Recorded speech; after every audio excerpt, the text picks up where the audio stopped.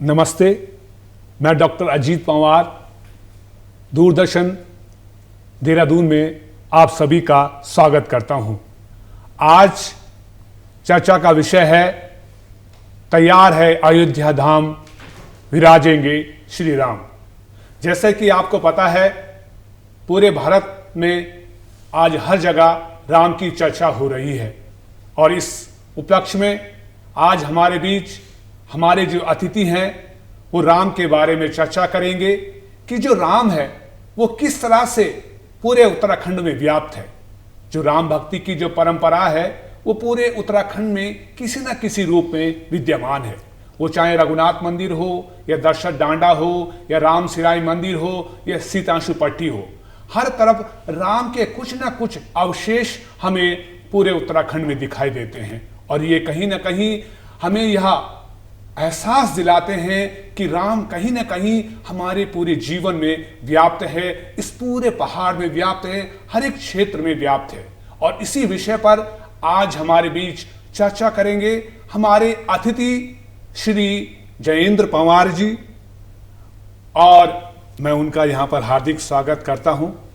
ये विगत कई वर्षों से राम की भूमिका निभा रहे हैं और आदर्श उत्तरकाशी समिति के अध्यक्ष भी हैं।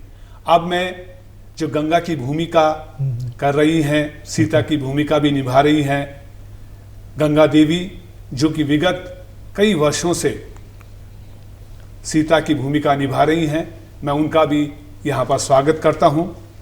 अब मैं आज के जो मुख्य पात्र हैं, ये मुख्य मेहमान है श्री महेंद्र पंवार जी, जो कि विगत कई वर्षों से उत्तरकाशी की आदर्श समिति में हनुमान की भूमिका निभा रहे हैं।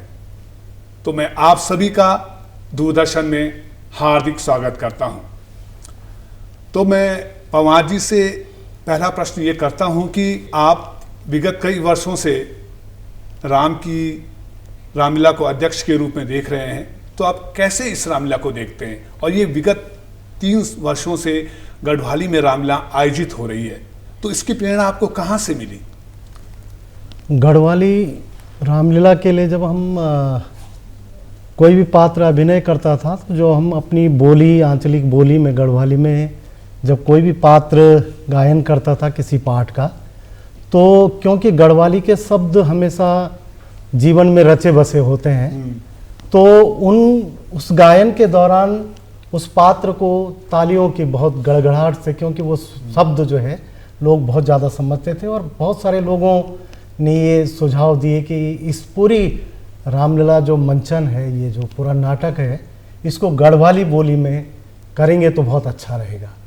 तो हमने उत्तरकाशी की रामलीला समिति ने 2020 में कोरोना काल में कुछ विद्वान लोगों ने, रामलीला से जुड़े हुए पात्रों ने एक कार्यशालाएँ आयोजित करी और एक पुस्तक का निर्माण किया और उसका प्रकाशन किया और उसके बाद हम 2021 से पूरी गढ़वाली में ये पूरा 15-16 दिन का ये रामलीला मंचन कर रहे हैं।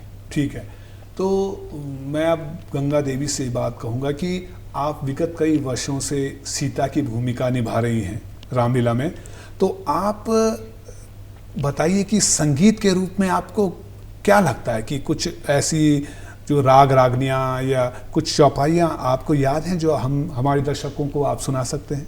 जी बिल्कुल। मैं आपको सुनाऊंगी कि जब राज्याभिषेक होने वाला था और उससे पहले ही मतलब उन राम जी के पिताजी उनको आदेश दे देते हैं कि आपने वन में जाना है, तो उस पर मैं आपको एक चौपाई गढ़वाली में, जो हमारी गढ़वाली लैंग्वेज है, उसमें। ठीक है। महाराज की ले होया छे उदास, महाराज की ले होया छे उदास, बात क्या भेनी आज, बात क्या भेनी आज, महाराज की ले होया छे उदास। महाराज की ले हुया छे उदास। बहुत सुंदर। तो इसका जवाब राम भी देते होंगे, जी। तो क्या जवाब देते होंगे?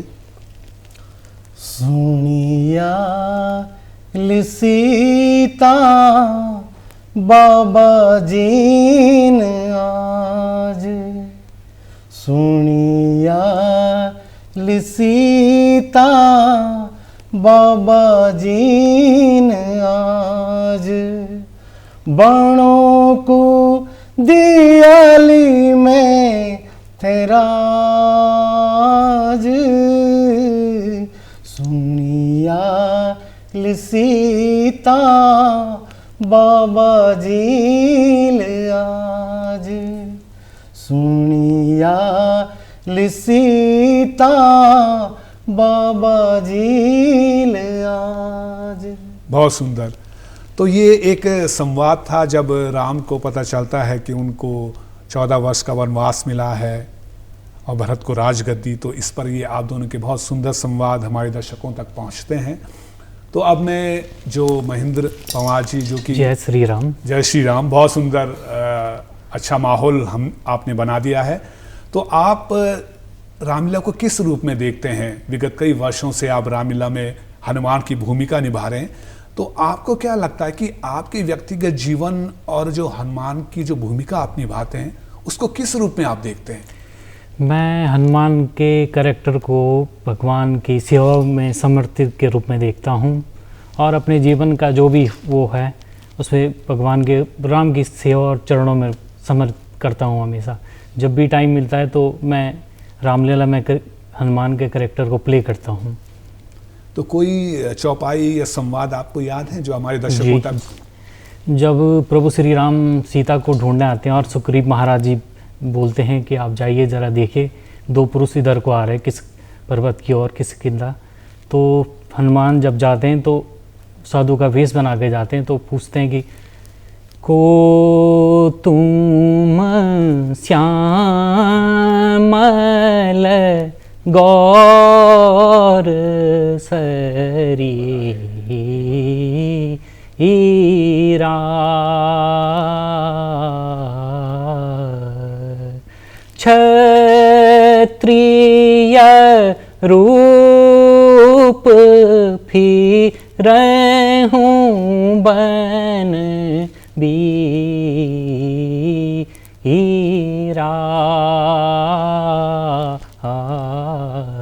बहुत सुंदर, बहुत अच्छा संवाद आपने गाया। अब मैं गंगा जी से एक बात पूछना चाहूँगा कि जैसे कि आप सभी को विदित है कि विगत कई वर्षों से रामलीलाओं में जो स्त्री की भूमिका है वो पुरुष निभाते आ रहे हैं, तो ऐसे में ये आपके लिए बड़ी चुनौतीपूर्ण काम रहा है कि आप जो है एक स्त्री के रूप में सीता की भूमिका निभा रही है। तो आप को क्या क्या चुनौतियां का सामना करना पड़ता है? क्योंकि जहाँ पर लोग ये कहते हैं कि रामलीलाओं में या नाटकों में, लोक नाट्यों में महिलाओं का भूमिका निभाना सही नहीं माना जाता, तो ऐसी स्थिति में आपने इस सीता की भूमिका को निभाया और कई वर्षों से निभा रहे हैं। आपको क्या लगता है, क्या क्या चैलेंजेस और क्या चुनौतियों का सामना आपको करना पड़ता है? जी,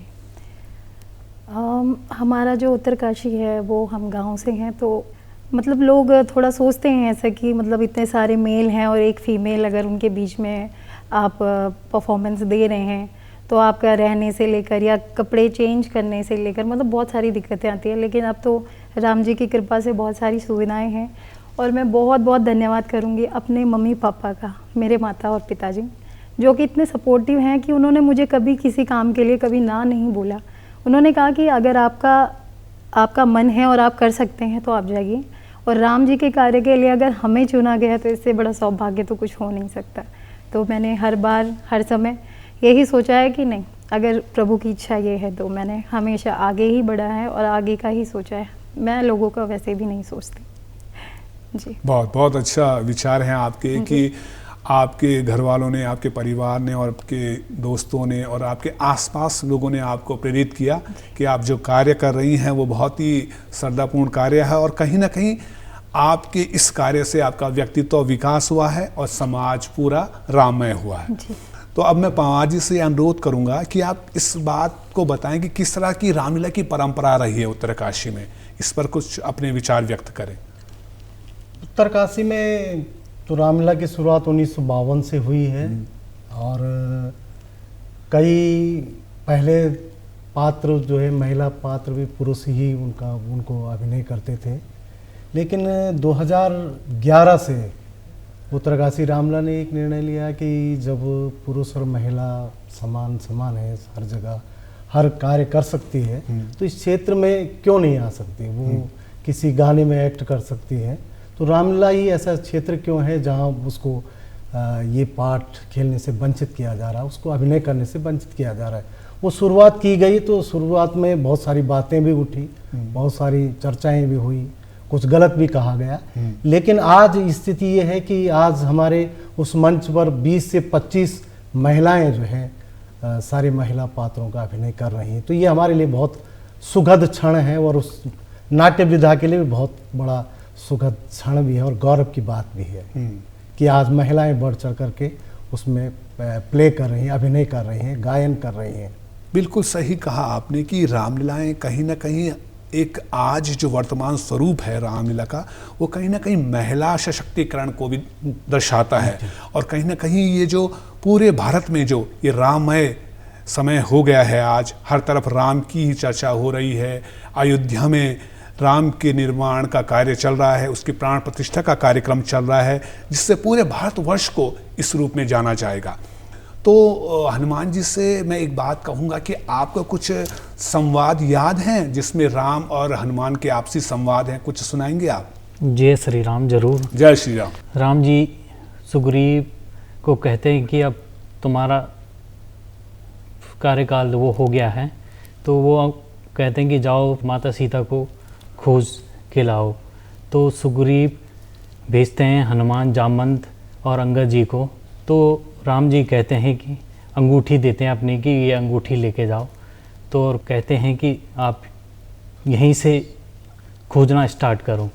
तो बदले में हनुमान जी कहते हैं, साथ मेरे हैं आशीर्वाद आपका, तो मैं लंका को जड़ से हिला कर हटूं, फूक दूं, झुलस दूं आन की आग में, खाक मिट्टी में उसकी मिला कर हटूं, साथ मेरे है आशीर्वाद आपका, तो मैं लंका को जड़ से हिला कर हटूं। बहुत सुंदर। तो इसमें आपका क्या जवाब रहता है, क्या उत्तर रहता है? ऐ पवन सुत दिलावर हनुमान जी,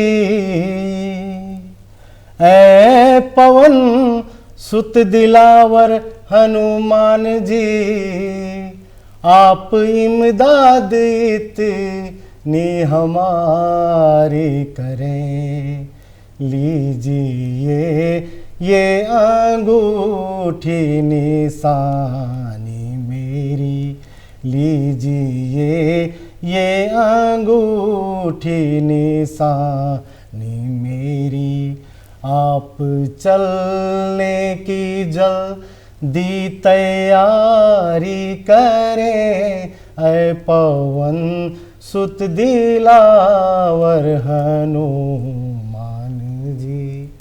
बहुत सुंदर। तो ये बहरे तवील था या राधेश्याम? ये बहरे तवील है, आर्य संगीत का ये बहरे तवील है। है। हाँ, ये इसमें है। तो मैं अपने दर्शकों को ये बताना चाहता हूँ कि जो रामलीला है वो भारत का एक लोक नाट्य पर्व है, जो कि हर वर्ष दीपावली से आरंभ होता है, विभिन्न क्षेत्रों में होता है, अलग अलग क्षेत्रों में अलग अलग महीने में ये दशहरे में मनाया जाता है। और रामलीलाओं में है बहरे तवील है, राधेश्याम है, आर्य संगीत रामायण है, रामलीला की चौपाइयाँ हैं। तो ऐसे बहुत से संवाद, राग रागनियाँ और चौपाइयाँ इस रामलीला में समाहित है, जो कि कहीं ना कहीं हमारी लोक संस्कृति और विधाओं को भी समृद्ध करती है। तो अब मैं गंगा से भी अनुरोध करूँगा, वो भी कुछ संवाद हमें सुनाएं, जो कि आपको सबसे प्रिय संवाद इस पूरी रामलीला में क्या लगता है, वो हमारे दर्शकों को आप सुनाएं। जी। वैसे तो सभी बहुत ही प्यारे लगते हैं मुझे, लेकिन एक वो वाला है कि जब हनुमान जी को अपना चूड़ामणि देती हैं माता जी, तब का मैं आपको एक सुनाना चाहूँगी। वो गढ़वाली में है। जा मेरा बेटा हो बेटा, जा मेरा बेटा, हनुमान तो स्वामी का पास माँ, मेरी चूड़ामणि ले जा तो बेटा, मेरी चूड़ामणि ले जा तो बेटा, अपना साथ माँ बेटा, जा मेरा बेटा हो बेटा, जा मेरा बेटा, हनुमान तो स्वामी का पास माँ, मेरी चूड़ामणि तू ले जा बेटा, अपना साथ माँ बेटा, जा मेरा बेटा। बहुत सुंदर। तो आपने देखा कि जो रामलीला है, जो कि पूरे उत्तराखंड में प्रसिद्ध है, और कहीं ना कहीं जो यहाँ की रामलीलाएं हैं वो तुलसी कीर्त रामलीला पर आधारित है और कुछ वाल्मीकि की रामलीला पर आधारित है। तो मैं आप पवार जी से ये पूछना चाहता हूँ कि जो यहाँ की जो रामलीलाएं हैं उसमें लोक तत्व किस रूप में समाहित है? यहाँ की जो लोक भाषाएं हैं, लोक वेशभूषाएं हैं, लोक परंपराएं हैं, वो किस रूप में रामलीला में आपको दिखाई देती हैं? थोड़ा इस पर भी आप अपनी बात रखें। रामलीला में वैसे तो लीला रामायण, राधे श्याम और आर्य संगीत के ही पाठ प्रयुक्त होते हैं सभी पात्रों के। ठीक है। लेकिन पुराने समय से ही कुछ लोगों के द्वारा जो है अपनी बोली, आंचलिक बोली में कुछ अनुवाद करके कुछ गीत बनाए हैं, जो कि समय समय पर हर जगह बदलते रहे, परिवेश में जहाँ जिस तरह का परिवेश मिलता रहा बदलते भी रहे। लेकिन गुणानंद पथिक जी ने एक बार जो है एक पुस्तक का निर्माण किया है और पूरे गढ़वाल में और कुमाऊं में उन्होंने जो है जगह जगह रामलीलाएं की हैं उस पुस्तक के माध्यम से। बाद में उसमें बहुत ज़्यादा परिमार्जन होता रहा, लेकिन अभी भी जो है लगभग 70% जो लीला रामायण, राधे श्याम और आर्य संगीत का ही उपयोग होता है। लगभग 30% जो पाठ हैं वो अपनी आंचलिक बोली में, वो चाहे कुमाऊनी हो, गढ़वाली हो, जौनपुरी हो, जौनसारी हो, ये अपने अपने क्षेत्र के हिसाब से लोग प्रयुक्त करते हैं और रामलीलाओं का मंचन करते हैं। बहुत सुंदर। तो महेंद्र जी आप ये बताइए कि जो रामलीला है, जय श्री जय श्री राम, जो ये रामलीला है इसमें आप जो ये एक धार्मिक अनुष्ठान है, इसको पूजा के रूप में कई लोग मानते हैं कि राम और लक्ष्मण के सीता के पैर छूते हैं जब वो अपने वेशभूषा में होते हैं।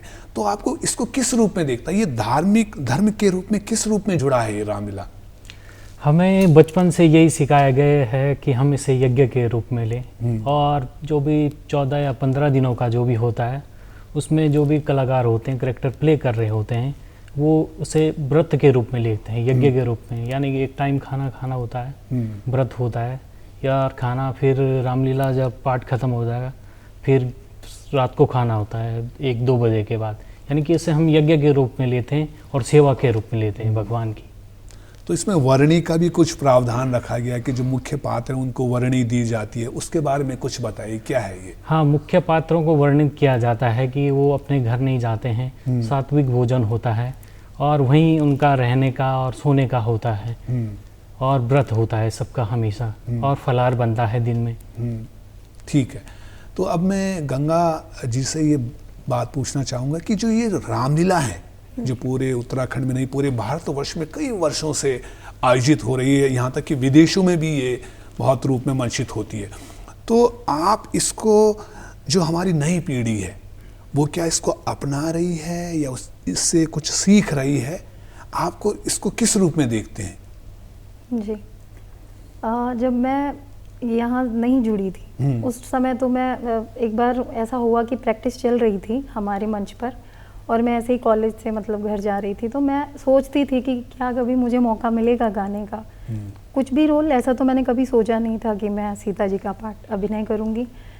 तो फिर जब मुझे यहाँ से मतलब रामलीला से हमारे एक मेकअप मैन थे, उन्होंने नंबर दिया था पंवार जी को, तो उन्होंने मतलब ऐसे लिंक करके फिर जाके मुझे अभिनय करने का मौका मिला। और जैसे कि बात है कि हमारे जो छोटे बच्चे हैं या आने वाली पीढ़ी है, वो भी इस चीज़ को खूब फॉलो करते हैं। हमारे वहाँ पे छोटे छोटे बच्चे रात रात भर तक मतलब वो पूरा अपना पार्ट जब तक उनका ख़त्म नहीं हो जाता, तो उनके अंदर बहुत ज़्यादा डेडिकेशन है इस चीज़ को लेके। और उत्तरकाशी में बहुत बहुत ज़्यादा रिस्पेक्ट मिलती है। जब हम अपने वेशभूषा में आते हैं तो चरण स्पर्श करके वो लोग हमें बहुत ज़्यादा प्यार देते हैं, और मैं चाहूँगी कि बस ये ऐसे ही बना रहे, ये प्यार संभव। बहुत सुंदर जी, बहुत अच्छा आपने अपने विचार इस पर रखे। जी। अब मैं पंवार जी से बात पूछना चाहूँगा कि ये जो राम परंपरा है, जो रामलीलाएं हर गांव में हर क्षेत्र में मंचित हो रही है, इसको शिक्षा के रूप में आप कैसे देखते हैं? क्या इसको शिक्षा में शामिल किया जाना चाहिए या शामिल हो रही है? इस रूप में आपके क्या विचार हैं? बिल्कुल शिक्षा में तो लेना ही चाहिए। जो भगवान राम के चरित्र ने जो संदेश दिया है और जो मर्यादा और परंपरा उन्होंने कायम की, उसकी तो बहुत बड़ी आवश्यकता है।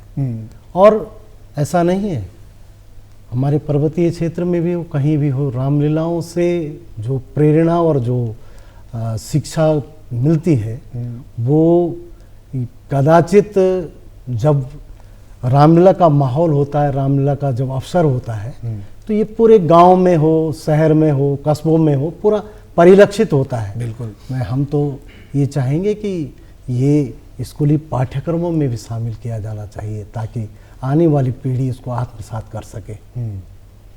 ठीक है, तो इसमें हनुमान जी और सीता का कोई एक संवाद आप सुना सकते हैं, जिसमें आपका आपसे संवाद हो, कोई छंद, कोई भी चौपाई?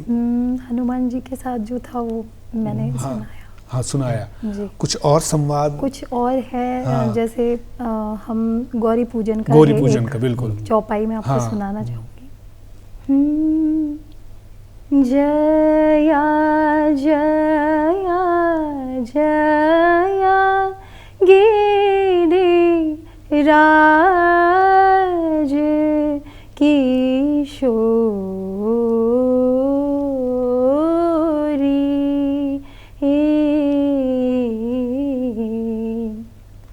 जया जया जया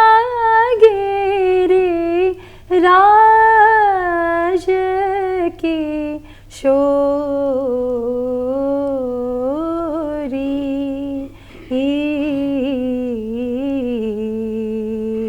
जया महेश मुख चंद्र चकोरी,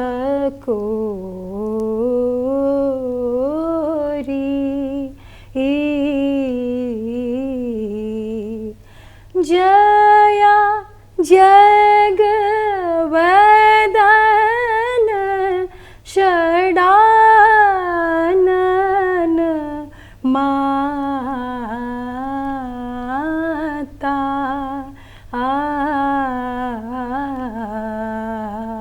जगत जननी दामिनी दूती गाता।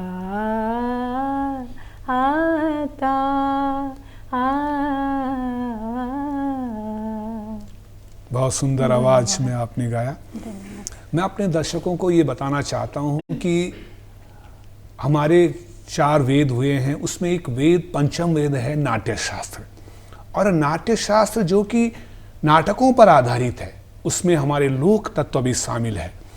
तो नाट्य शास्त्र में जो कहा गया है कि जो भी नाटक मंचित होता है उसमें मंगलाचरण होता है।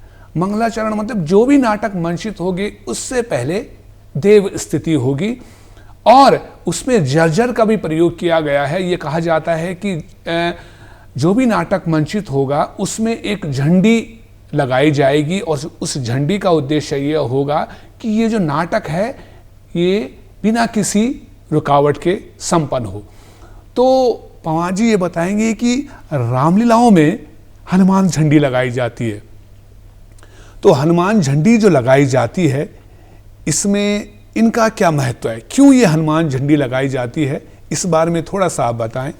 किसी भी धार्मिक अनुष्ठान को अगर हम प्रारंभ करते हैं तो उसके निर्विघ्न और कुशल संपादन के लिए वो निर्विघ्न यज्ञ हमारा संपन्न हो, हनुमान जी को स्थापित करते हैं उसकी ध्वजा के रूप में।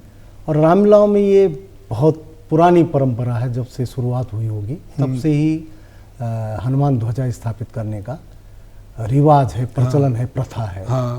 तो वो इसलिए कि हनुमान जी जब प्रतिस्थापित हो गए तो जो यज्ञ हमारे 15 दिन का जो यज्ञ है वो निर्विघ्न संपन्न होता है और उसमें खुशहाली, ये तमाम सारी चीज़ें जो मंगल कामना के लिए जो है हनुमान जी की ध्वजा की स्थापना की जाती है, ताकि हमारा ये यज्ञ जो है संपन्न हो सके।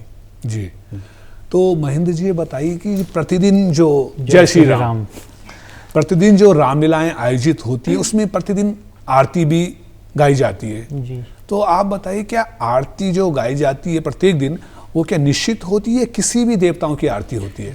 नहीं, हर दिन अलग अलग देवताओं की आरती होती है। कभी गंगा जी की आरती होती है, कभी भगवान राम की आरती होती है, माता जी की आरती होती है साथ में, कभी देवताओं दुर्गा माँ की आरती होती है। हमारे रामलीला नवरात्रियों के टाइम होती तो ज़्यादातर माँ शक्ति के सभी रूपों का आरती होती है। तो कुछ आप संवाद सुनाएंगे जो आपका प्रिय संवाद रहा है रामलीला में? जी ज़रूर। जय श्री राम। जय श्री राम।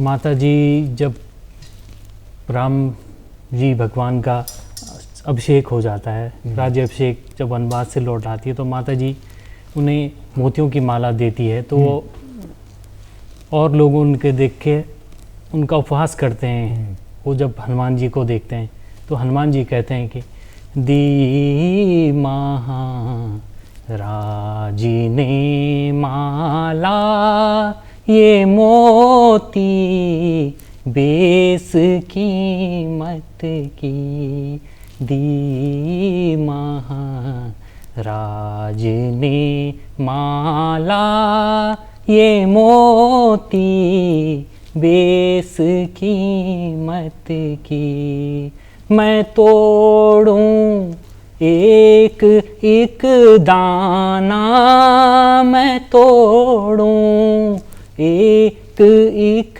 दाना, ना इसमें राम अंकित है, मेरे किस काम की माला, ना जिसमें राम अंकित है। वाह, जय श्री राम। बहुत सुंदर आपने ये संवाद गाया। और कुछ ऐसा संवाद है जो आप तीनों को याद है और उसमें मैं भी आपके साथ गाऊंगा? कुछ ऐसा संवाद, कोई भी किसी भी पात्र का संवाद हो, कोई चौपाई हो, राग रागनी हो, राधे श्याम, बहरे तवील, जिसमें आप तीनों उसको गाएं और मैं भी हल्का सा इस वातावरण को हम राममय बनाएं। नमो गंगे तरंगे पापहारी, नमो गंगे तरंगे पापहारी, सदा जय हो, सदा जय हो तुम्हारी, करोड़ों पापियों को तुम ने तारा, करोड़ों पापियों को तुम ने तारा, लिखी महिमा, लिखी महिमा पुराणों में तुम्हारी, नमो गंगे तरंगे पापहारी, सदा जय हो, सदा जय हो तुम्हारी। बहुत सुंदर।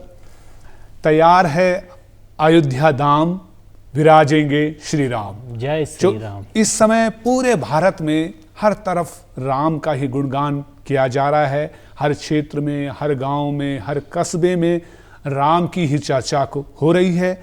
इसका मुख्य उद्देश्य है कि अयोध्या में जो राम का भव्य मंदिर बनाया जा रहा है, ये बन गया है, आज उसकी प्राण प्रतिष्ठा हो रही है। पूरे भारत में उसको लेकर चर्चा हो रही है। तो उस पर आज हमारे बीच मेहमान इस पर चर्चा कर रहे हैं। अब मैं गंगा से अनुरोध करूंगा कि वो भी एक और संवाद सुनाएं। एक है लेकिन वो तब का है जब वो बड़ा ही बहुत ही सुंदर प्रसंग है गाने में। जब वो जिद करती हैं एक बच्चे की तरह कि नहीं मुझे वो हिरन चाहिए तो चाहिए, तो वो मैं सुनाना चाहूँगी। सोना को मेरा है स्वामी, कनु प्यारो दिखे दो हो। सोना को मेरा है स्वामी, कनु भलो देखे दो हो। तै मृग के कंचन छाला, मेरा मन बसेगे हो। तै मृग के सुंदर छाला, मेरा मन बसेगे हो। जावा मेरा तुम वीर है स्वामी, तै मिरग मारण हो। जावा मेरा तुम वीर है स्वामी, तै मिरग मारण हो। बहुत सुंदर, धन्यवाद। बहुत अच्छा संवाद चौपाई आपने गाई। अब मैं महेंद्र जी से ये पूछना चाहूँगा कि आपका जो व्यक्तिगत जीवन है उसमें लोग जब आपको राम के और के भक्त रूप में देखते हैं या हनुमान की वेशभूषा में देखते हैं, तो ऐसी कोई घटना है जो आज भी आपको याद है जब आप राम या के भक्त के रूप में या हनुमान की भूमिका के रूप में मंच पर थे? कोई ऐसी जीवन में कोई घटना जो हमेशा आज भी आपको याद है और कहीं ना कहीं हमारे दर्शकों के लिए प्रेरणा के रूप में रहेगी? हाँ, जय श्री राम। जय श्री राम। क्योंकि मैंने गांव से ही खेलना स्टार्ट किया था, तो गांव से ही मैं जब पहली बार अभिनय किया था, तो जब गांव की बुज़ुर्ग महिला आके पैर छूती थी तो अपने आप को एहसास होता था कि लोग इस चीज़ को हमें भगवान के रूप में पूछते हैं। तो मैंने अपना वो था कि हमें भी इस चीज़ को भगवान के उसके ही रूप में लेना और इसे यज्ञ के रूप में हमेशा सेवा भाव से ही रहना है। क्योंकि उस समय मैंने ये सोचा कि जब इतनी बुज़ुर्ग आदमी जो कम से कम 80-85 साल की रही होंगी, वो एक छोटे से यानी कि 20 साल या 21 साल उम्र रही होगी, वो आके हमारे पैर छू रही है, तो हमें एहसास हुआ कि जिस चीज़ को हम कर रहे हैं उसे हमें भी अपनी श्रद्धा और भाव से करना चाहिए। ठीक है। अच्छा, आपने जैसे हमें पता है कि रामलीला की जब भी शुरुआत होती है तो हम मंगलाचरण से शुरू करते हैं, आरती से शुरू करते हैं, तो एक भरत वाक्य आता है जिसमें राम का जब राज्याभिषेक हो चुका है तो उसमें एक संवाद है, कुछ सुखी रहो सब नर और नारी। तो ये जो भरत वाक्य, ये मैं अपने दर्शकों को एक बात, महत्वपूर्ण बात बताना चाहता हूँ कि जो हमारा ये भारतवर्ष में है, इसमें जितने भी लोक नाट्य हैं वो सुखांत रहे हैं। हमारी चाहे फिल्मी रही हो या कोई भी रहा हो, हमारा जो भारत का जो वो है सिद्धांत है, जो भारत के जो प्रिंसिपल्स हैं, जो भारत की जो भी हमारी थ्योरीज हैं, उसमें क्या है कि किसी भी कार्यक्रम की जो अंत है वो सुखांत होता है, और रामलीला का जो अंत है वो भी सुखांत है। तो राम का जब राज्याभिषेक हो जाता है तो वो अपनी जनता से क्या कहते हैं, इस पर जो हमारे राम की भूमिका निभा रहे हैं या राम की भूमिका के रूप में हमारे साथ हैं महेंद्र पंवार जी, वो हमें बताएंगे कि राम के क्या संवाद हैं जब वो जनता से अपनी बात कह रहे हैं। सकल सभा के नर और नारी,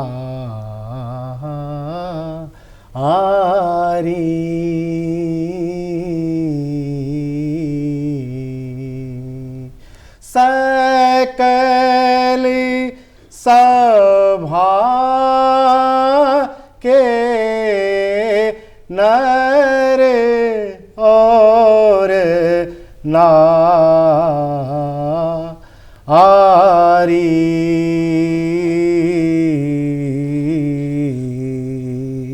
रहो आनंद सुख दे सुखा आरी,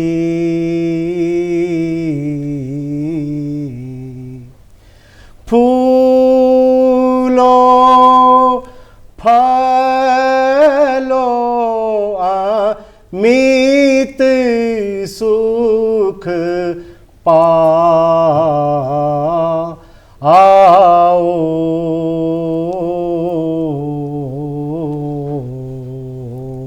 फूलो फलो अमित सुख आओ,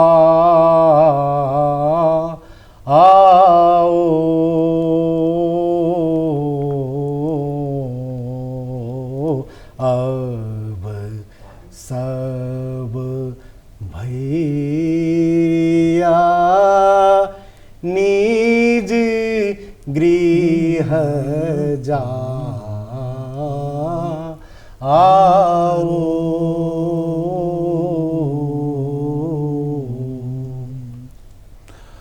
बहुत सुंदर संवाद आपने गाया। तो अब मैं सीता की भूमिका जो निभा रही हैं गंगा देवी से भी अनुरोध करूंगा, वो भी कुछ रमणीय और बहुत सुंदर संवाद सुनाएं, कोई चौपाई।